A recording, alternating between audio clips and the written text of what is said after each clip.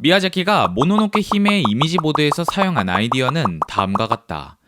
조엽수린 문화론.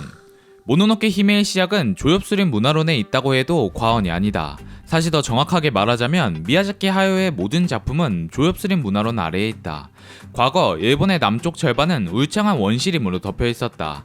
그것은 1년 내내 상록색 잎을 가진 농나무, 모밀 잡밥나무, 참나무, 동백나무류 등이었다. 이들 상록 화렵수림을 총칭하여 조엽수림이라고 한다. 태고의 옛날 조엽수림 때는 중앙아시아의 히말라야 산맥 기슭을 기점으로 중국 남서부를 거쳐 일본에 이르기까지 벨트 모양으로 분포하고 있었다. 조엽수림 때 곳곳에는 비슷한 식문화, 농업, 풍습, 종교, 전설이 전해지고 있다. 동일한 문화권이 시공과 장소를 초월하여 발생하였던 것이다. 예를 들어 토란과 고구마, 조, 피, 떡이나 나토와 같은 끈적끈적한 음식을 좋아하는 성질, 차나 비단직조, 화전농업, 누룩으로 빚은 술, 칠기문화 등이다. 이들은 원래 조엽수립 때의 독자적인 문화로 북에도 남에도 존재하지 않았다. 해로도 육로도 애매한 태고의 옛날, 민족도 국가도 다르고 교류도 부족했을 만한 지대에 보이는 놀라운 공통점. 이것을 농식물학자 나카오 사스케가 조엽수립 문화라고 이름 붙였다. 그리고 재배식물과 농경의 기원을 통해 이 사실을 체계화하고 재창했다. 미야자키는 이 책에서 일본인이란 어디에서 왔는가? 란 물음에 대한 답을 얻었다.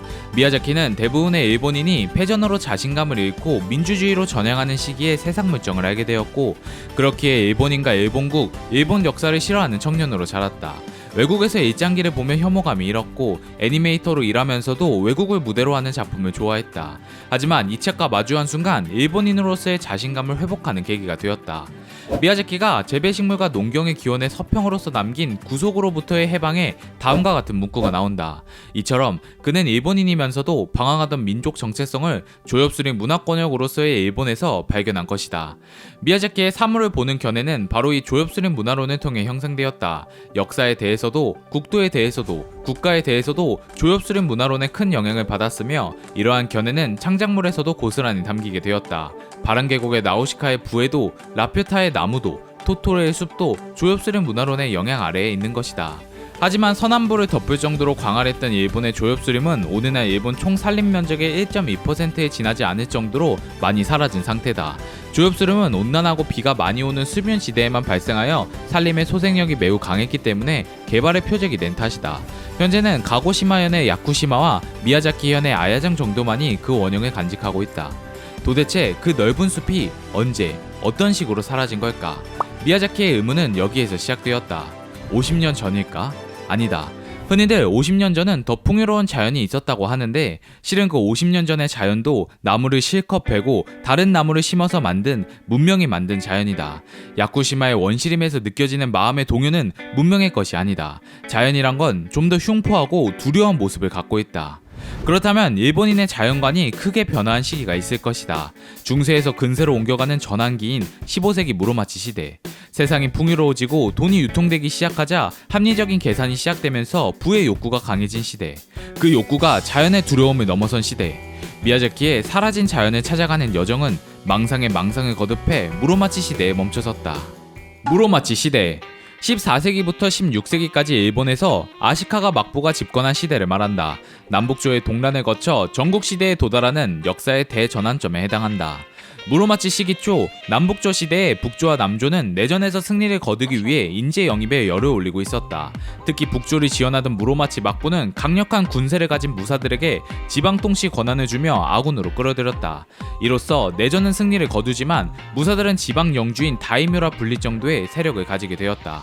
따라서 태생적으로 무로마치 막부는 이전의 가마쿠라 막부에 비해 쇼군과 무사들 사이의 결속력이 약했고, 다이묘들은 자신의 소유지를 확장하고 군사력을 키워 그 지역에 대한 지배력을 강화하였다. 다이묘들의 세력을 넓히기 위해서는 당연하게도 무기가 필요했다. 따라서 무기 조달을 위해 다이묘들은 상공업자를 보호했고, 그 결과 유통업과 운송업, 금융업이 크게 발전했다. 어음을 유통할 정도로 상업과 금융이 성장하자 자연관에 대한 태도 역시 변화하기 시작했다.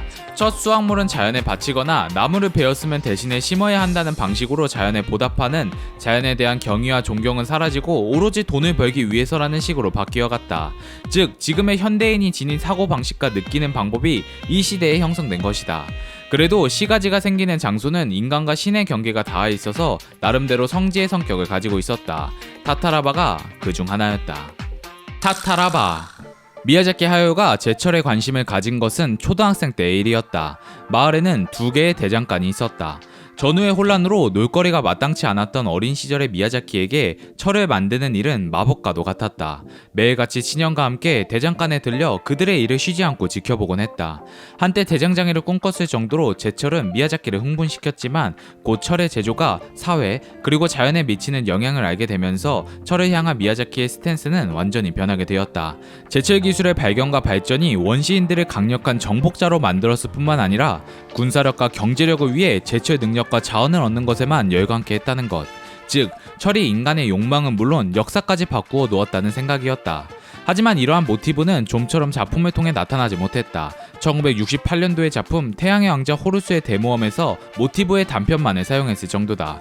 사실 일본의 제철업은 태고부터 행해지고 있었다. 일본에는 원재료가 되는 철강석은 부족했지만 화산이 많은 이유로 질 좋은 사철을 대량으로 채굴할 수 있었다. 이 때문에 사철을 녹여서 철계를 생산하는 특수한 제철 기술이 발달했는데 이러한 일본 특유의 제철 기술을 타타라 제철이라고 불렀다. 용광로 제철이 들어오는 메이지 초기까지 타타라 제철은 일본 제철 기술의 주류였다. 그러나 타타라 제철은 그 공정상 막대한 노동력을 필요로 했고 목탄을 만들기 위해 숲을 베고 산을 부셨기 때문에 환경 파괴의 주범이었다. 5톤의 철을 얻기 위해선 무려 사철 19톤, 목탄 15톤이 필요했기 때문에 몇 번의 공정만으로 산 하나가 뚝딱 소멸되곤 했다. 이러한 타타라바의 존재는 미야자키를 자극했고 오랫동안 간직하고 있던 제철의 이미지를 구현하는데 많은 영감을 주었다. 따라서 일본 최대의 제철소가 있던 이즈모 지방의 타타라 제철소를 모티브로 타타라바를 창작하고 제철 공정을 충실히 재현했다. 이때 미야자키는 타타라바의 노동자들을 여성들로 설정하는데 현실의 타타라바에서는 여성들은 일을 할 수 없다는 규율이 있었으나 무로마치 시대를 조사하던 중 17일번직 인가합이란 당시의 화집을 발견하고 거기에 그려져 있는 수십 명의 여성 노동자들의 모습에 주목하여 이를 반영해 추가했다. 다만 타타라바의 규율이 그랬을 뿐 화집에 그려져 있는 대로 무로마치 시대엔 많은 여성들이 상업활동을 펼쳤다. 아시타카와 에미시. 미야자키가 모노노케 히메의 아이디어로 가장 먼저 생각한 것은 아시타카였다. 그가 기존의 모노노케 히메를 모두 폐기하고 새로운 이야기를 창조하고자 할 때 그의 곁에는 슈나의 여행이 있었다. 슈나의 여행은 미야자키가 1983년도에 발표한 일러스트 동화로 고산지대 소왕국 왕자인 슈나가 가난과 기아에 허덕이는 국민을 위하여 자국의 빈곤을 구할 금빛 씨앗을 찾아간다는 내용의 작품이다. 여기서 미야자키는 주인공 슈나의 디자인과 설정 그리고 여행을 떠난다는 스토리 전개를 그대로 가져왔다. 다만 슈나가 여행을 떠나는 동기인 가난의 극복은 현재에는 그다지 공감을 불러오지 못하므로 아시타카는 불합리한 저주를 받고 그 저주를 치유할 열쇠를 찾아 여행을 떠난다는 동기를 넣었다. 이후 무대를 무로마치 시대로 설정함에 따라 자연스럽게 아시타카의 설정도 변하게 되었다. 야마토의 침략 전쟁에서 패배하여 북쪽 땅끝에 숨어 사는 에미시 일족의 소년 아시타카. 여기서 야마토와 에미시란 고대 일본을 서남부와 동북부로 나눠 거주하고 있던 민족 집단을 말한다. 일본의 역사는 야마토인이 토착민이었던 에미시를 쫓아내는 과정이었다.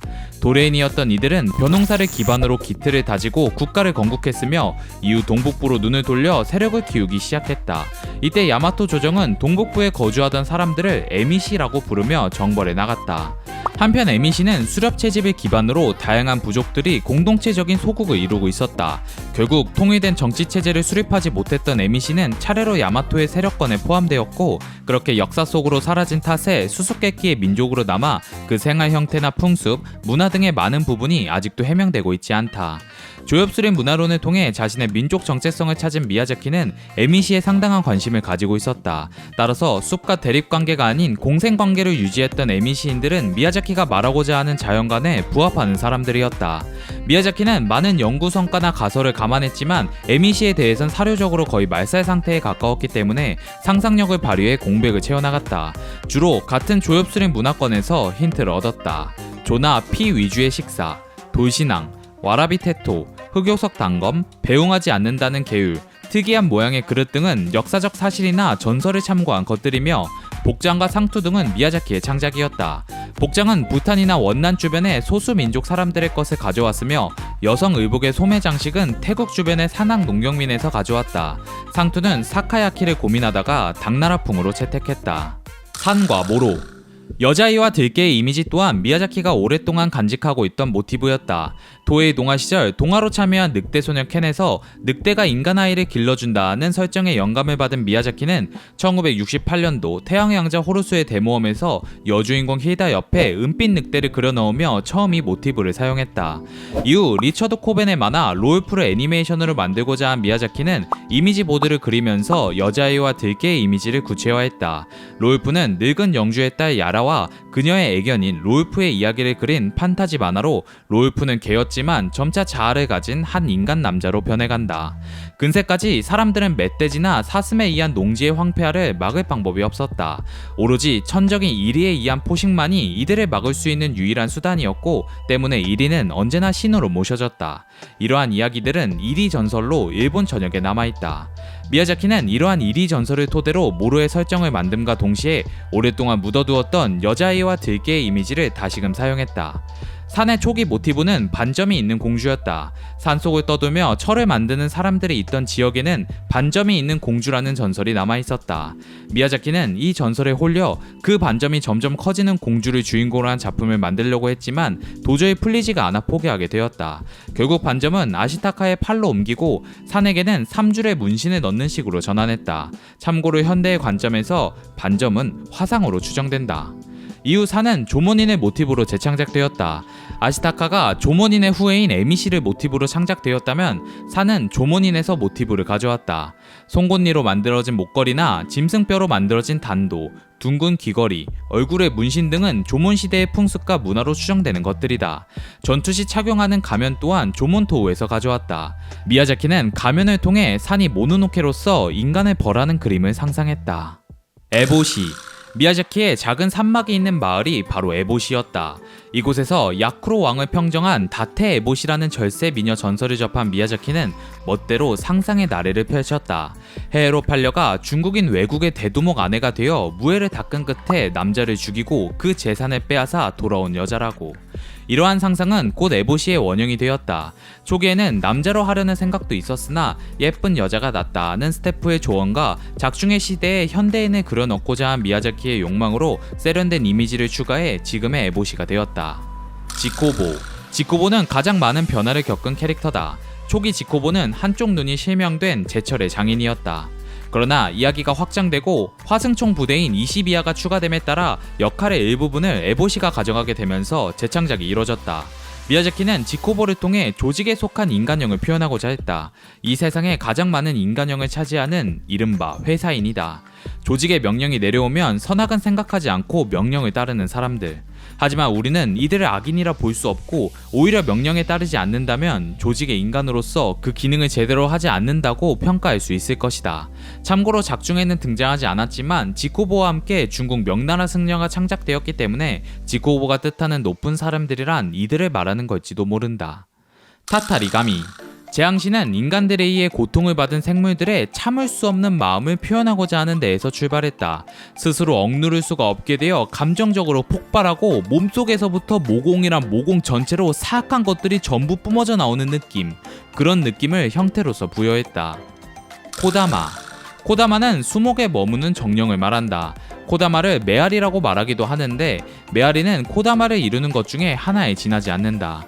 미야자키는 숲에 발을 들였을 때 느끼는 이상한 감각, 무언가가 숲에 있다 라는 느낌을 형태로서 표현하고자 했고 또한 나무 한 그루 한 그루에 생명이 머물고 있음을 시각화했다.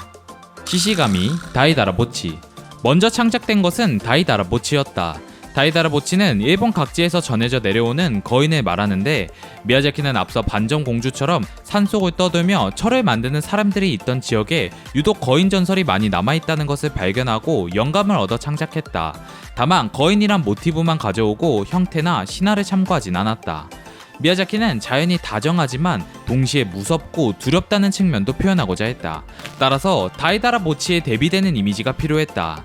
무로마치 시대에는 사슴을 심플의 사자로 생각하는 신앙이 있었다. 신경에 비치는 11명간음과 사슴을 그린 하루이카 만다라라는 그림이 이를 증명하고 있다. 미야자키는 이와 함께 뿔을 달고 춤을 추는 옛춤에서 영감을 받아 시시가미를 창작했다. 숲의 신 사례 숲의 신 사례라는 테마의 경우 일본 신화가 아닌 길가메시 서사시에서 영향을 받았다. 다만 이는 무의식 속에 내재된 이야기가 꺼내진 것이었다.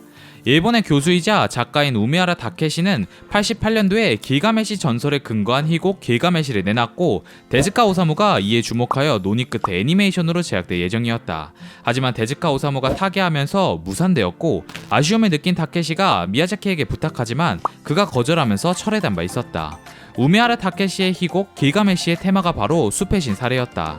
미야자키는 무의식 속에서 희곡 길가메시의 영향을 받았고 이후 이를 깨닫고는 우미하라에게 편지를 썼다. 우미하라는 테마는 비슷하지만 무대나 설정, 이야기가 전혀 다르다며 쿨하게 넘어갔다. 우미하라 다케시의 길가메시는 숲의 신 사례가 메소포타미아의 도시 문명 창조와 관계되는 이야기의 희곡이다. 진짜가 나타났다. 다들 길을 비키고 머리 숙여라. 아니다 됐다. 다들 일어나. 핸드폰을 꺼내서 판방을 들어라.